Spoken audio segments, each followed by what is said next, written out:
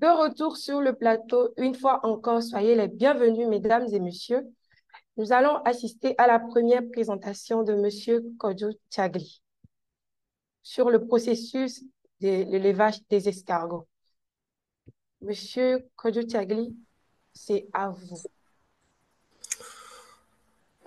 Bonjour à tous. Bonjour tout le monde. Bonjour à tous les participants et les panélistes. Bonjour à Greg Digital et Josiane. Bonjour à tout le monde. Bonjour. Je me présente, Monsieur Kojo Chagli. Je suis le CEO de Kojo et Chagli Farm. Alors, j'ai l'honneur de vous présenter l'élevage des escargots. Alors, cette présentation sera juste un résumé de l'essentiel à connaître concernant l'élevage des escargots. Donc, dans cette formation, nous allons voir étape par étape de A à Z comment est-ce qu'on peut procéder à l'élevage des escargots chez soi. D'accord? Depuis l'élevage jusqu'à la vente. D'accord? Depuis l'élevage jusqu'au business. Parce que c'est essentiellement, c'est le business qui intéresse beaucoup de personnes. Donc, de l'élevage jusqu'au business. Voilà. Donc, on peut continuer, slide. Voilà, je suis agropreneur, c'est-à-dire un agriculteur et un entrepreneur en même temps. Je suis passionné de l'élevage et l'élevage des escargots en particulier. Depuis 2019, je commence par gagner l'argent dans la culture de l'escargot. Voilà. Et slide. Bon, historique. Non, historique. Historique. Comment je me suis retrouvé dans l'élevage des escargots? Alors, au début, c'était par hasard, j'allais dire, parce que les escargots se retrouvaient dans ma ferme et ils dévoraient les feuillages, ce qui fait que je n'ai pas une bonne production de tomates en ce temps-là. Alors, j'ai un jour, par hasard, là nous sommes en 2018, et ramassé les escargots comme ça, par hasard, et j'ai dit, bon voilà, et j'ai pris une photo et j'ai dit, bon voilà, je vends les escargots parce qu'ils dévorent les feuillages de mes tomates. J'ai publié ça par hasard sur ma page Facebook. Et là, ça a pris, quelqu'un m'a contacté et dit que bon, voilà, il est intéressé pour acheter. Là, je me suis dit, bon, voilà. J'ai fait une petite clôture pour commencer l'élevage des escargots à côté. Et là, depuis 2018-2019 jusqu'à maintenant, je suis dans cette activité. Là, c'est un peu historique. Alors maintenant, on va voir dans les grandes lignes de ce qu'on peut retenir de cette formation. On peut y aller, slide. Voilà les différents types d'escargots et le choix des espèces, les habitats, la nourriture et le business proprement dit. Ça, ce sont les grandes lignes de ce qu'on va voir maintenant. Alors, on peut y aller, slide. Alors, il existe différents types d'escargots, d'accord? Et nous sommes en Afrique de, de l'Ouest. Les espèces qu'on trouve ici chez nous, c'est différent des espèces qu'on trouve un peu au niveau de l'Ouest de l'Afrique et dans les autres pays, par exemple au niveau de l'Europe, etc. On trouve aussi d'autres types d'escargots. Donc, chez nous ici, nos escargots aussi ont leurs conditions, d'accord? Ont leurs conditions là où on peut les élever pour avoir une bonne rentabilité. D'accord? Maintenant, on va aller au niveau de slide. Voilà. Ici, on tombe sur les différents types. Nous avons trois types d'escargots ici chez nous. Le premier espèce, et ça s'appelle Achatina achatina. C'est là, Géoprix, il faut voir un peu les traits qui sont sur les escargots parce que ça va, c'est un peu différent, d'accord?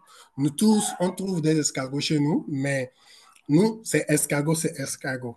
Mais aujourd'hui, on va voir quelles sont les différences entre les types d'escargots et en fonction du business de votre orientation et en fonction de votre type de business que vous voulez faire, vous allez choisir l'escargot en fonction. D'accord? Ici, nous sommes sur l'image de Achatina achatina. C'est l'espèce qui est un peu gros et sa viande est tendre. Et pour le business de viande, là, cet escargot est bon pour vous. Par contre, nous n'allons pas rentrer un peu dans les détails techniques, mais juste un petit aperçu. Et Achatina achatina ne pond pas assez d'œufs.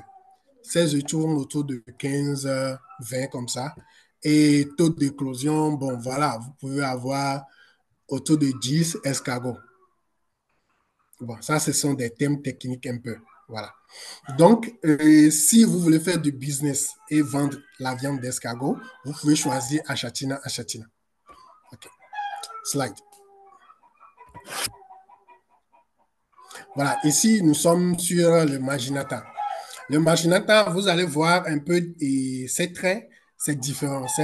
C'est différent les traits de Achatina. Vous allez voir que la coquille est aussi un peu ronde. Voilà. Ici, j'ai choisi l'albinos. L'albinos parce que la majeure des cas au niveau de Maginata, ils sont blancs. Et alors que les achatina ne sont pas, il n'y a pas beaucoup d'albinos dedans. Si je dis albinos, ce sont les escargots blancs. Voilà. Et la coquille, lui, c'est ordinaire. Il y a des traits épais, voilà, avec quelques jaunâtres dedans. Pour ces marginata, le business qui convient, c'est la vente de la chair. Il y a certains qui cherchent aussi la chair des achatina, achatina. Par contre, lui, il produit beaucoup d'œufs. Beaucoup d'œufs, mais ces œufs sont très, très, très, très petits. Il peut pondre jusqu'à 800 œufs. Bon, voilà, ça, c'est dans la technique. Et on passe au troisième espèce. Voilà, là, nous tombons sur Fulica. Fulica, c'est une espèce qui donne aussi assez d'œufs. Et si vous voulez faire le business de bave d'escargot ou bien de mucus d'escargot, je vous conseillerais les Fulica parce que eux, ils produisent plus de bave que de la chair. D'accord? Mais la chair aussi, bon, on peut vendre aussi sa chair, mais il produit plus de bave que de la chair d'escargot.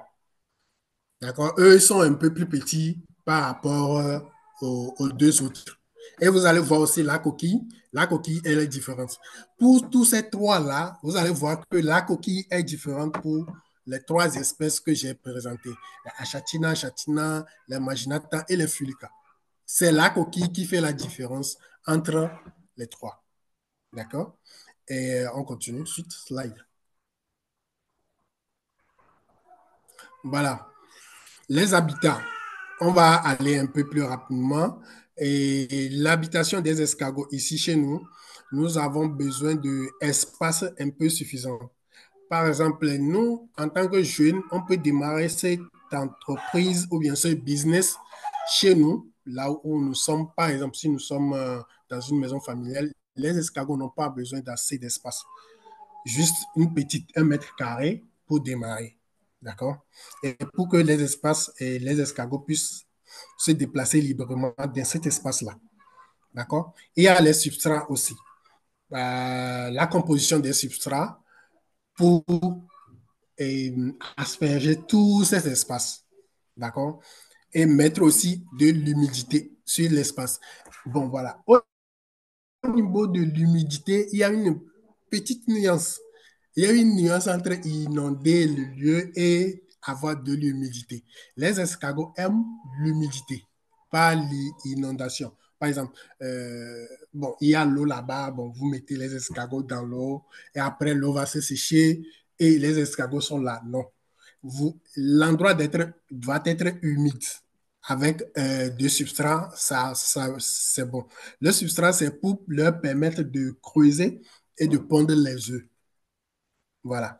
Et il faut aussi qu'il y a l'espace que vous devez réserver pour l'élevage des escargots doit être un peu aéré. Il faut que l'air entre et sort pour que les escargots ne soient pas assez étouffés. Au fur et à mesure que le business, ou bien au fur et à mesure que les escargots commencent par pondre des œufs, et vous pouvez commencer par agrandir un peu euh, l'espace que vous avez réservé pour ces escargots.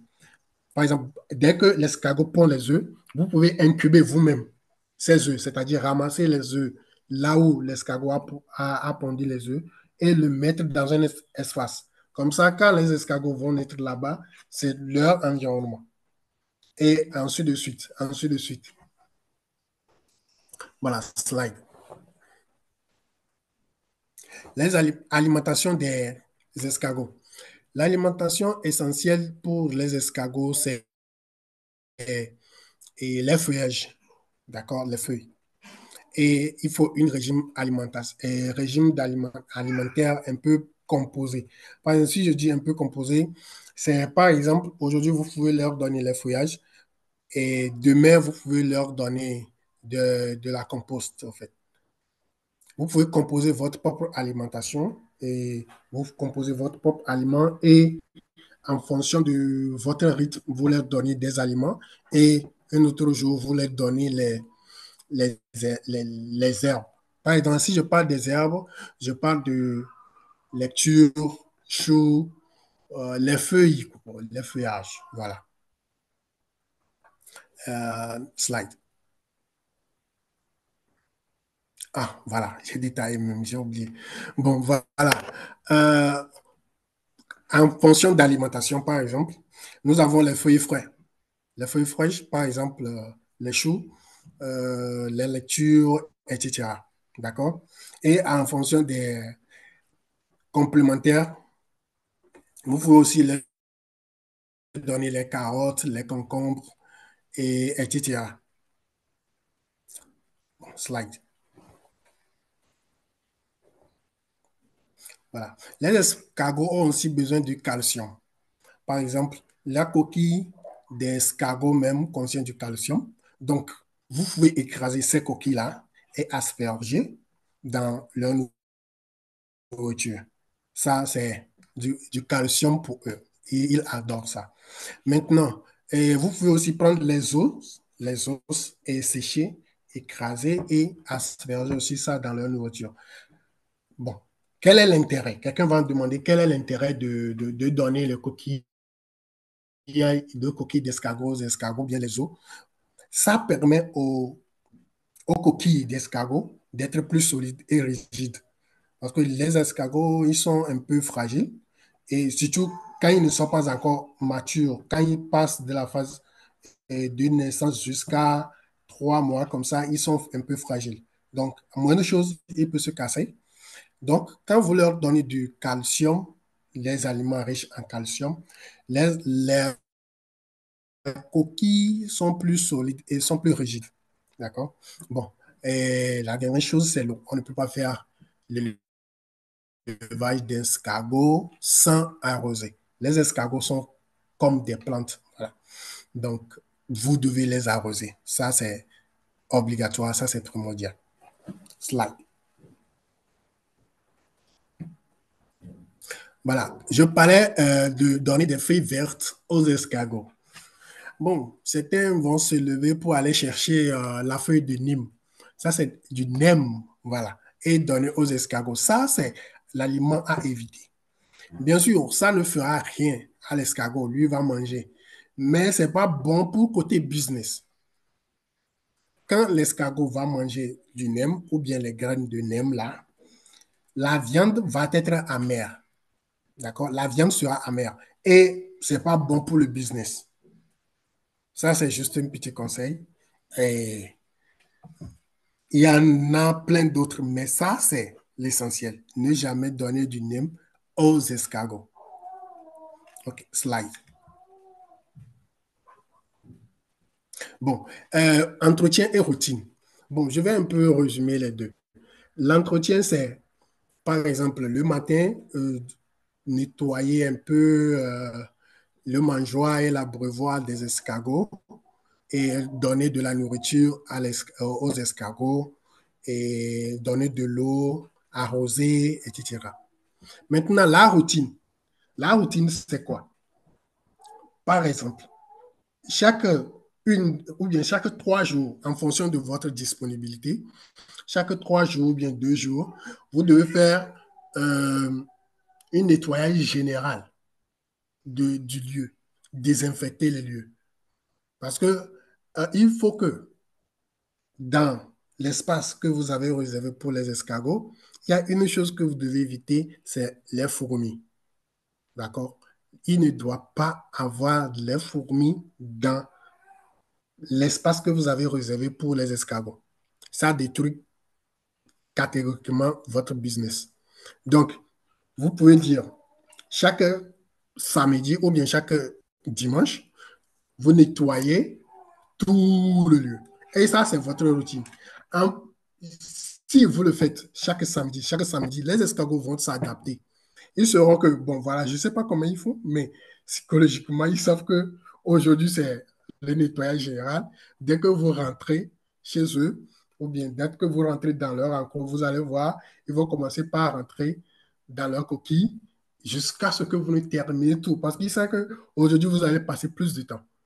Mais contrairement à l'entretien de chaque matin, aller les arroser, tout ça, ils sont habitués.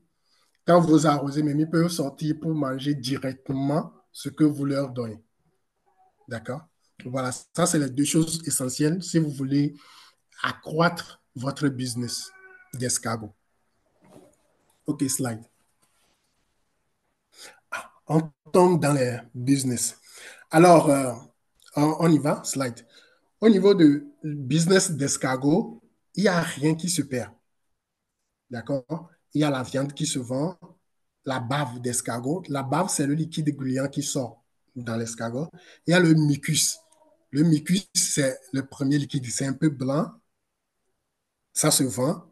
Et la coquille d'escargot même se vend. D'accord? Ici, j'ai pu piquer quelques images, mes anciennes images de 2019 et 2020, quelque chose, que j'ai publié sur Facebook et je suis parti repiquer. Voilà. Ici, vous avez en haut le produit fini, le produit que je présente au supermarché, aux vendeurs. Voilà. Et ça, c'est ce qui est en haut. En bas, c'est ce que quelqu'un a commandé directement, livraison à la maison. Et ici, c'est la brochette d'escargot. Brochette d'escargot. Et les gens peuvent commander directement brochette d'escargot. Vous faites ça à la maison et vous livrez. Euh, Viande d'escargot séchée. Là, vous séchez les escargots, c'est bien sèche et vous emballez et les gens viennent acheter. Slide. Voilà, ici, nous sommes sur la bave d'escargot. La bave d'escargot, c'est souvent utilisé dans le domaine cosmétique. Donc, euh, vous, pour extraire la bave d'escargot, on n'a pas besoin de tuer les escargots ou bien détruire les escargots avant d'extraire la bave. Il y a une autre technique pour extraire la bave sans pouvoir tuer, ou bien, oui, sans pouvoir tuer l'escargot. D'accord? On extrait la bave tranquillement et vous déposez l'escargot. Donc, l'escargot sera là en 3 mois après. Vous venez encore, vous allez encore extraire une autre bave. D'accord? Ça, ce sont mes anciens posts que j'ai recueillis. C'est l'emballage de, bon, le contenant de la bave d'escargot. C'est la bave d'escargot qui est dedans comme ça. Un peu de pub sur Facebook. Voilà. Et slide. Ici, c'est coquille d'escargot. Coquille d'escargot, ça entre dans l'alimentation des escargots eux-mêmes. Voilà. Et ça entre aussi dans l'alimentation des volailles, comme ceux qui font l'élevage des poules, des canards, tout ça là, pour que leurs œufs soient un peu rigides. Bon, ils achètent les coquilles d'escargot et mélangent, fait une composition alimentaire. Voilà. Pour leur volaille. Voilà. Donc, je pense que c'est tout slide. Voilà. Je vous remercie. C'est Monsieur Chagli et pour la promotion à l'introduction de l'élevage des escargots si vous avez des questions. Je vous remercie beaucoup. Merci. Nous vous remercions aussi, Monsieur Kojo Chagli, pour cette brillante présentation qui nous a permis de comprendre le processus de l'élevage des escargots. Pour ceux qui viennent de nous rejoindre, vous pouvez suivre directement ce séminaire sur YouTube. Vous allez sur notre page Agri Digital TV et vous pouvez nous suivre directement et poser vos questions aussi là-bas.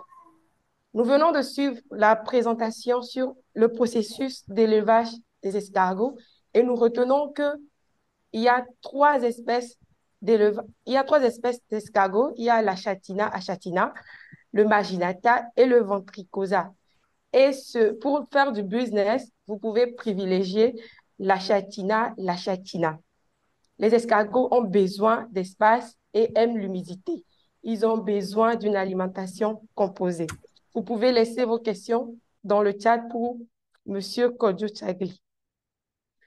Nous allons donner maintenant la parole à Monsieur Emmanuel Cablan, qui est le président de l'Association nationale des professionnels de l'holacodiculture en Côte d'Ivoire. Monsieur Emmanuel, vous êtes là?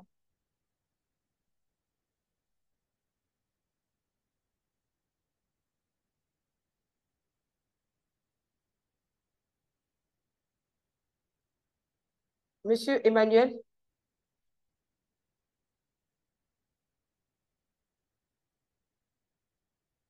Monsieur Emmanuel n'est pas là. Vous pouvez laisser vos questions dans le chat. Ah, il y a une question pour Monsieur Kojo Chagli. Monsieur Kojo, vous êtes là? Oui, je suis là. OK. La personne dit, bonjour à tous, je suis Kwame Jacob depuis la Côte d'Ivoire. J'aimerais savoir comment gérer les œufs jusqu'à l'éclosion.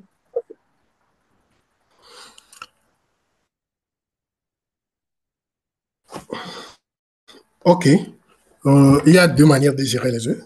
Il y a l'incubation, d'accord? C'est-à-dire, quand l'escargot va pondre les œufs, vous allez préparer un incubateur, c'est-à-dire composé de substrat, etc. Vous allez préparer ça à part. Et vous prenez les œufs là où l'escargot a pondu les œufs et vous le mettez là, et dans votre incubateur. Et là, vous les arrosez jusqu'à éclosion. Maintenant, la seconde moyen, c'est de laisser l'escargot même gérer ses œufs. Après avoir pondu les œufs, l'escargot recouvre et chaque jour que vous donnez l'aliment, lui, il mange et après, c'est pas comme les poules. En fait. Les poules laissent les œufs et viennent couvrir les œufs. Vous pouvez voir les œufs des poules. Mais l'escargot, lui, recouvre avec la terre. Et chaque fois que vous passez là, vous les arrosez. Et l'escargot aussi est là avec les œufs. Donc, ce sont ces deux manières pour pouvoir gérer les œufs des escargots. Merci.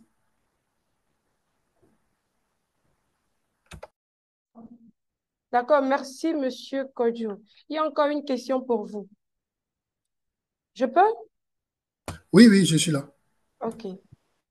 La personne dit, bonjour à tous, j'aimerais que le formateur puisse nous parler un peu de l'investissement à la base, l'investissement de base pour un jeune étudiant et combien on gagne en combien de temps.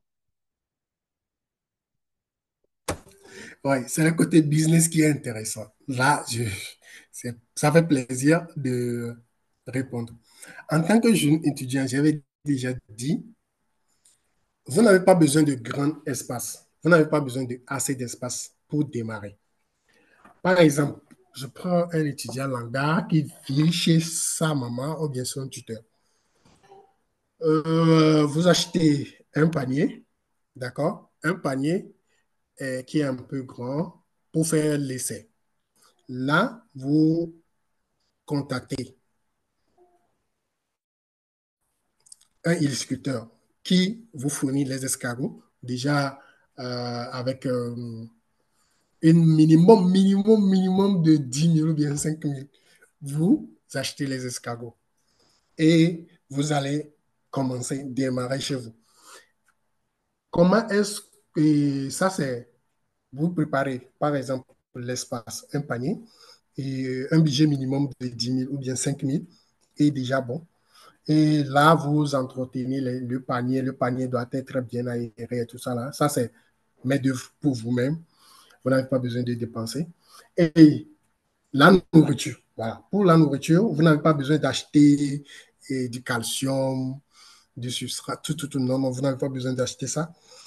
Vous démarrez directement avec les feuillages, par exemple les choux. Vous pouvez aller dans les marchés, collecter les choux et venir à la maison, nettoyer, par exemple, rincer, voilà, et donner. Et le reste de nourriture, par exemple, les carottes, la pâte, tout ce qui est mangeable, et vous les donnez aux escargots. Mais si vous donnez ce type de nourriture aux escargots, assurez-vous que vous les entretenez chaque fois. Par exemple, vous ne pouvez pas laisser la pâte, par exemple, déposer chez eux et ça fait 3 jours, la pâte est toujours là, les escargots ont fini de manger, mais vous n'avez pas entretenu. Non. Donc, vous devez, par exemple, le lendemain, vous venez, vous nettoyez tout. Voilà. Donc, je pense qu'avec un budget minimum de 10 à 20 000, vous pouvez démarrer. Maintenant, quand vous voyez que l'escargot a commencé par pondre des œufs, vous achetez un autre panier que vous entretenez, d'accord? Et vous ramassez les œufs ici et déposez dans l'autre panier. Donc, au fur et à mesure que vos escargots commencent par pondre des œufs, vous allez voir que vous avez acheté plus de paniers. Voilà. Et déjà, au bout de 6 mois, si vous entretenez bien, au bout de 6 mois, vous pouvez commencer par vendre la première génération, c'est-à-dire votre géniteur sont là, sa première génération, vous pouvez commencer par les vendre. Merci. Merci, Monsieur Kojo. Je crois que notre monsieur est satisfait. Il y a encore une question